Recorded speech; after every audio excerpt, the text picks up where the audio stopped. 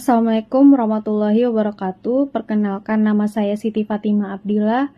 Saya dari kelas A Pagi Teknologi Informasi semester 2. Kali ini saya akan membacakan materi yang berjudul Harmoni Kewajiban dan Hak Negara dan Warga Negara dalam Demokrasi yang bersumber pada kedaulatan rakyat dan musyawarah untuk mufakat. Sebagai warga negara, bentuk ketertarikan terhadap negara adalah adanya hak dan kewajiban secara timbal balik atau resiprokalitas.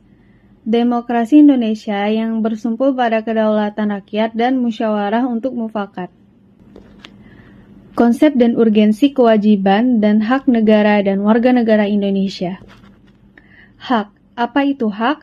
Hak adalah kuasa untuk menerima atau melakukan sesuatu yang semestinya diterima atau dilakukan oleh pihak tertentu dan tidak dapat oleh pihak lain manapun juga yang pada prinsipnya dapat dituntut secara paksa olehnya. Wajib. Wajib adalah beban untuk memberikan sesuatu yang semestinya dibiarkan atau diberikan oleh pihak tertentu tidak dapat oleh pihak lain manapun yang pada prinsipnya dapat dituntut secara paksa oleh yang berkepentingan. Kewajiban. Kewajiban merupakan sesuatu yang harus dilakukan menurut Noto Nagoro 1975. Hak dalam arti sesungguhnya, jika ada korelasi atau timbal balik antara hak dan kewajiban, hak yang tidak ada, kewajiban yang sesuai dengannya tidak pantas disebut hak.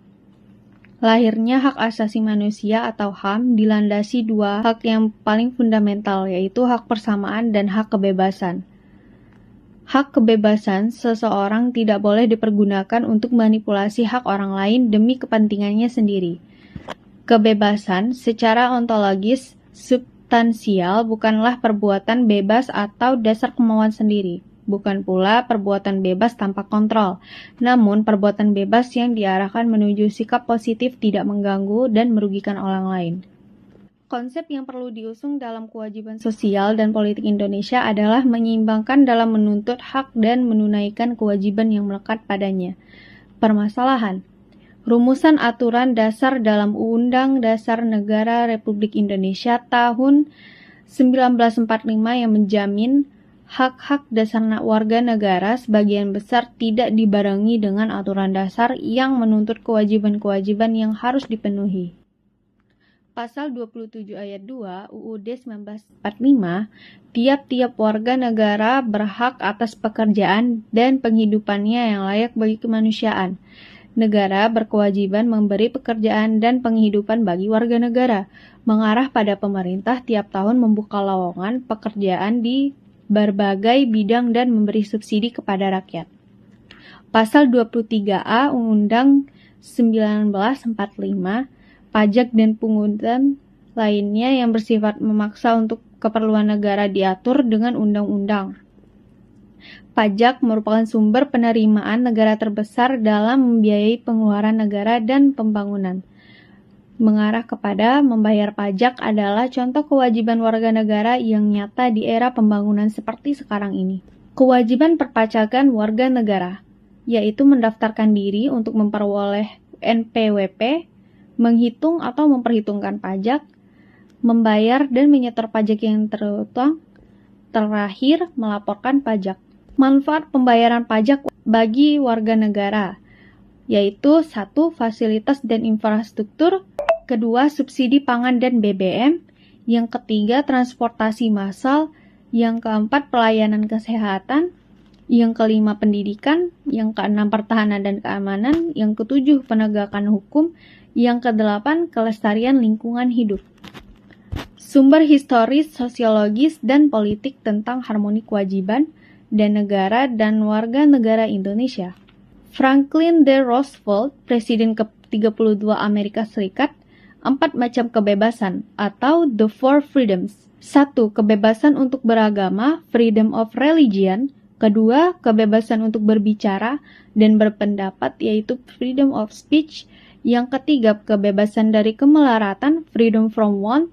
Dan yang terakhir, kebebasan dari ketakutan, freedom from fear. Gejala sosiologis fundamental yang menjadi sumber terjadinya berbagai gejolak dalam masyarakat kita. Menurut Wiru Tomo tahun 2001, Demokrasi yang kita peroleh pasca tumbangnya rezim Orde Baru merupakan oligarki di mana kekuasaan terpusat pada sekelompok kecil elit, sementara sebagian besar rakyat, demos, tetap jauh dari sumber-sumber kekuasaan, yaitu wewenang, uang, hukum, informasi, pendidikan, dan sebagainya. Munculnya kebencian sosial budaya terselubung atau socio-cultural animosity, di mana pola konflik di Indonesia meluas menjadi konflik antar suku, antar umat beragama, kelas sosial, kampung, dan sebagainya, yang justru bersifat horizontal atau antar sesama rakyat kecil. Sehingga konflik yang terjadi bukan konflik yang korektif tetapi destruktif, atau bukan fungsional tetapi disfungsional, dan menjadikan kita sebagai sebuah bangsa yang menghancurkan dirinya sendiri atau self-destroying nation. Esensi dan urgensi harmoni, kewajiban dan hak warga negara Indonesia.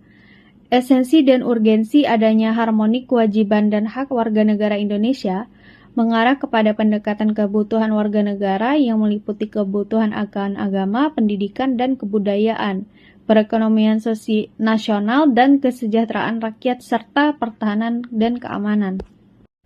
Pasal 30 ayat 2 Undang-Undang Dasar Negara Republik Indonesia tahun 1945 menyatakan bahwa usaha pertahanan dan keamanan negara dilaksanakan melalui sistem pertahanan dan keamanan rakyat semesta, Sishan Kamrata, oleh Tentara Nasional Indonesia atau TNI, dan Kepolisian Negara Republik Indonesia atau Polri sebagai komponen utama dan rakyat sebagai kekuatan pendukung.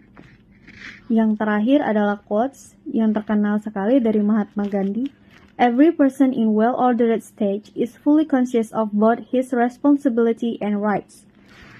Mahatma Gandhi. End of decision. Terima kasih. Sekian. Assalamualaikum warahmatullahi wabarakatuh. Hanya itu yang dapat saya sampaikan.